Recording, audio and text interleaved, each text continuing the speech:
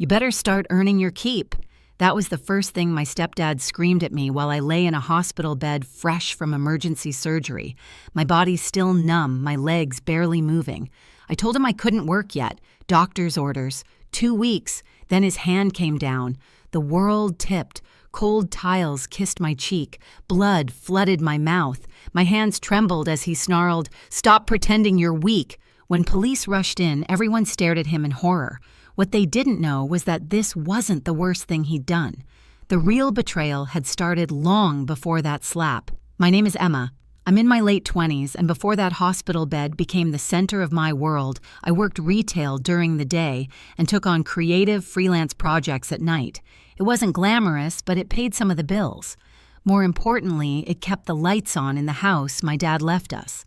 My real dad died after a long illness. The kind that drains savings quietly invoice by invoice until you're too tired to argue with the numbers anymore. After the funeral, the house felt hollow. His jacket still hung by the door. His coffee mug sat untouched in the sink. My mom tried to stay strong, but I could see how the weight bent her shoulders a little more each month. That was when my stepdad entered our lives. He showed up polite, helpful, confident, the kind of man who spoke in solutions instead of sympathy. He said he could help organize the payments, said he'd take care of things so my mom could finally rest. 6 months later, they were married. I remember standing in the living room afterward, watching him carry boxes into the house like he'd always belonged there.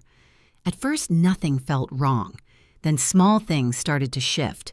Bills stopped coming to the kitchen table. Payments were handled. My mom stopped checking accounts because she didn't need to anymore.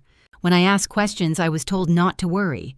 When I pushed, I was reminded how lucky we were to have someone willing to take charge. Mom started getting tired, then forgetful. She'd lose her train of thought mid-sentence, stare at the stove like she couldn't remember why it was on. My stepdad brushed it off as stress. He handed her vitamins every morning lined up neatly on the counter and watched until she swallowed them. I kept working. I paid rent to stay in my childhood bedroom. I told myself this was adulthood, compromise, family. Then my appendix ruptured. The pain came fast and violent, folding me in half on the bathroom floor. Surgery followed. When I woke up, my body felt like it had been rearranged without my consent. The doctor told me I needed time. 2 weeks. No lifting, no work. That's what I told my stepdad from the hospital bed. I didn't raise my voice. I didn't argue. I just explained. I can't work yet. He looked at me like I'd insulted him. I didn't know it then, but that was the moment everything shifted. The moment I stopped being family to him and became a problem. And once I became a problem, he stopped pretending otherwise. The hospital room was too bright for that early in the morning. White walls, white sheets, a steady electronic hum that made time feel thick and slow. I remember staring at the ceiling tiles, counting the cracks to distract myself from the pain pulling at my side every time I breathed. That was when he walked in. No greeting, no concern, just the sharp sound of the door closing behind him and his reflection in the metal cabinet across from my bed. His jaw was tight, his shoulders squared, the kind of posture people use when they've already decided they're right. He started talking about money before he even reached the bed. Bills, payments, how things were backing up, how I needed to pull my weight. I tried to keep my voice steady when I answered. I told him the doctor said I couldn't work yet. 2 weeks, maybe less if healing went well. He laughed, not loud, just enough to sting. That's when he said it. That line that still echoes in my head sometimes when the house is too quiet. You better start earning your keep. I remember blinking, convinced I'd misheard him. I was hooked to monitors. My IV bag dripped steadily beside me. I hadn't even stood up on my own yet. I repeated myself. Softer this time. I told him I physically couldn't. His face changed. It wasn't explosive anger. It was colder than that. Controlled. Like something inside him finally clicked into place. He leaned closer, lowered his voice, and said I was pretending. Said I was dramatic. Said I was weak. Then his hand hit my face. I didn't see it coming. 1 second, I was lying back against the pillow. The next, I was sliding sideways, tangled in sheets, crashing down onto the floor. The impact knocked the air out of me. Cold tiles pressed against my cheek. I tasted metal and realized my lip was bleeding. My hands shook as I tried to push myself up. Not from fear, from shock. He stood over me and barked, "Stop pretending you're weak." That was when the room filled with noise. Footsteps, voices, someone shouting for security, nurses rushing in, eyes wide, hands already reaching for me. I remember one of them kneeling down, telling me not to move, her voice tight with anger she was trying to hide. And then the police arrived. They took one look at me on the floor, at the blood on my hospital gown, at the IV stand tipped over beside the bed, and everything changed. My stepdad started talking fast, explaining, smiling in that thin, slippery way he used when things didn't go his way. I lay there listening, staring at the fluorescent lights, and felt something inside me harden. That slap wasn't a loss of control, it was a declaration. And for the first time, I understood exactly who he was. I was discharged a day later than planned, not because my incision had reopened, but because everyone suddenly moved slower around me, like they were afraid I might shatter if they breathed too hard. A nurse slipped a folded card into my paperwork while my stepdad argued with the front desk about parking validation. She didn't say a word, she just met my eyes and gave the smallest nod. I didn't look at the card until that night. Home felt different when we got back. Quieter, smaller. My mom hovered like she was afraid to touch me, her hands always half raised then dropping again. She forgot where she put her glasses, forgot what day it was. She apologized for everything, for the noise, for the light, for existing. He acted like nothing had happened. He cooked dinner, he joked, he told a story about traffic and laughed at his own punchline. When my mom took too long to answer a question, he finished her sentences for her. When she winced, he handed her the same vitamins he always did lined up on the counter like little soldiers. I watched. Pain meds blurred the edges of the days, but they sharpened something else. Patterns, timing, the way my mom's confusion spiked after certain meals, the way paperwork vanished the moment I asked about it, payments I knew I'd made that somehow didn't exist anymore. The card the nurse gave me had a website on it. I waited until everyone was asleep. I read until my eyes burned. Financial control, medical manipulation, isolation. The words felt uncomfortably familiar, like reading a list someone had made just for us. A few days later, our neighbor knocked on the door with soup. She stood in the kitchen and watched my mom shuffle past, then leaned in and whispered that something wasn't right. Her daughter worked in healthcare. She'd noticed the bottles, the dosages, the way my mom had changed. That night I went into the room he kept locked. The lock was cheap. The room wasn't. Folders stacked neatly, papers labeled with words like insurance and benefits. I didn't read everything. I didn't need to. One page was enough, then another, then another. Policies in my mom's name. Big numbers, dates that lined up too perfectly with her decline. My hands shook, but my mind was suddenly very clear. This wasn't chaos. It was planning. I put everything back exactly where it was. I went to bed and stared at the ceiling until morning. Fear pressed heavy on my chest, but underneath it was something else. Focus. I stopped confronting him. I stopped asking questions. I let him think I was still broken. And while he relaxed, convinced he'd won, I started quietly preparing to end this. Once you see a pattern, you can't unsee it. I replayed everything in my head like security footage on a loop. The timing of my mom's bad days, the way her hands shook more after breakfast than dinner, the way he hovered when she took those vitamins, watching until she swallowed like it mattered more than anything else in the room. I stopped thinking of it as my life and started thinking of it like a case. Distance gave me clarity. The first thing I did was stop reacting. I didn't argue when he talked over my mom. I didn't flinch when he snapped. I nodded. I stayed quiet. I moved slowly, like I was still fragile. He liked that version of me. He mistook silence for surrender. Behind his back, I started connecting dots. I searched names late at night, old addresses, public records.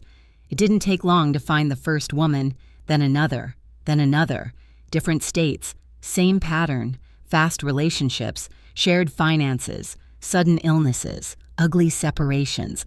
I sent one careful message. No accusations, just a question. Her reply came an hour later. "You too." That was the moment I knew I wasn't imagining any of this. We talked for hours, then she added me to a small group. Women who had all lived some version of my life. They didn't speak with drama or anger, just facts. Dates, documents, behaviors so similar it made my stomach turn. One of them worked in legal support. Another kept everything, every payment, every email. They didn't tell me what to do. They just told me I wasn't alone. The next piece came from closer to home. Our neighbor's daughter stopped by one afternoon under the excuse of checking on my mom. She watched quietly as my stepdad poured a smoothie and mixed in powder from an unmarked container. Later, when we were alone, she told me she couldn't diagnose anything without testing, but she didn't like what she was seeing. The combinations, the amounts, the symptoms. "It explains a lot," she said softly. That was enough. I started documenting. Conversations, schedules, the way he prepared meals, the way he insisted on handling anything financial. I didn't touch his things again. I didn't need to. He was careless now, confident. He talked openly on the phone, assuming no one was listening. Then he made his move.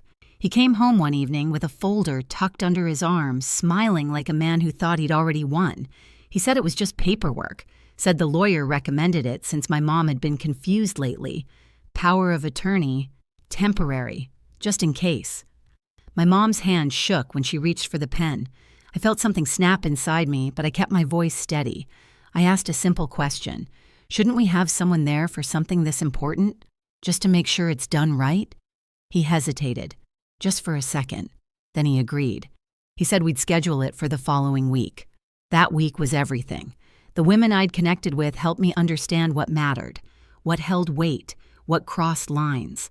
I spoke to professionals quietly, carefully. I didn't exaggerate. I didn't plead. I just told the truth and showed what I had. They listened. The plan came together fast after that. He announced he'd be out late one night for his community league, something he never missed. He left the house relaxed, joking, already counting future money that wasn't his yet. He kissed my mom on the forehead before he walked out. I watched him go and felt nothing but resolve. 30 minutes later, the doorbell rang, then again. Then the house filled with people, calm voices, badges, gentle hands guiding my mom into a coat, a medical team asking questions she finally answered clearly, boxes brought in for documents, devices collected, everything done by the book, no shouting, no chaos. Across town at the same time, someone tapped my stepdad on the shoulder. I wasn't there, but I heard about it later, how he laughed at first, how he tried to explain, how his confidence drained as quickly as it had filled, how the room went silent when they cuffed him, how the people he'd been boasting to just hours earlier stepped back suddenly unsure they'd ever known him at all. When he was brought back to the house, it was already over. He saw my mom sitting safely on the couch, wrapped in a blanket, answering questions with clarity I hadn't seen in months. He saw strangers carrying out boxes from his office. He saw me standing near the doorway, calm, steady, no fear left to hide. For the first time, he looked small. He tried to talk to me, to explain, to bargain. He said I'd misunderstood everything, said he'd been trying to help, said families handle things privately. I didn't raise my voice. I told him the truth didn't need protecting. As they led him away, he turned once more, eyes sharp with something close to panic. The man who once yelled at me in a hospital bed couldn't find a single word that mattered. The aftermath moved quickly. Testing confirmed what we suspected. Financial reviews uncovered things I hadn't even known to look for. More people came forward, stories stacked on stories until there was no room left for denial. Every attempt he made to control the narrative collapsed under the weight of facts. My mom stayed in care for observation. Within days, her mind cleared. Color returned to her face. She cried when she realized what had been happening, then cried harder when she realized it was over. The house felt different without him. Not louder, not emptier, just lighter. Neighbors stopped by. Friends we hadn't seen in years called. Women I'd never met thanked me for speaking up because it helped them do the same. The man who once claimed ownership over our lives disappeared into a system built to handle exactly people like him.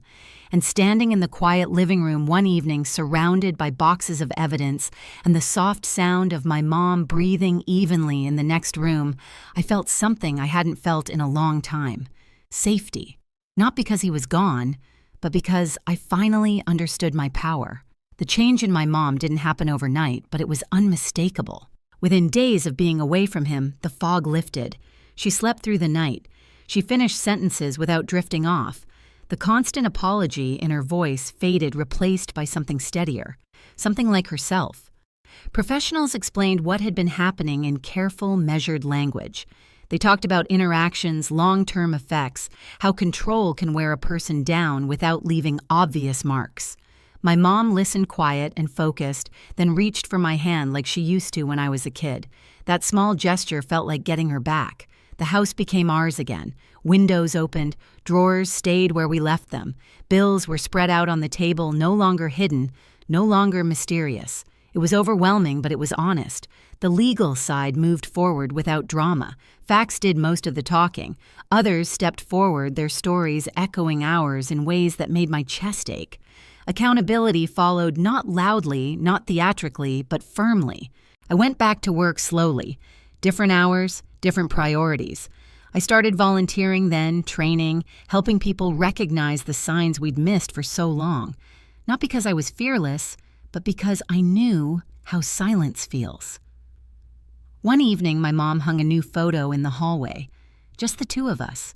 No explanations, no shadows. For the first time in years, the future felt quiet in the best way. I'm telling you this because family betrayal doesn't always look loud at first.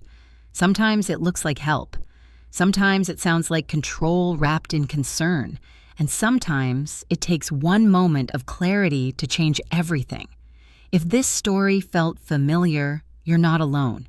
And it's not too late to draw a line. If you've ever had to protect yourself or someone you love from the people closest to you, share your story in the comments. And hit subscribe so you don't miss the next story.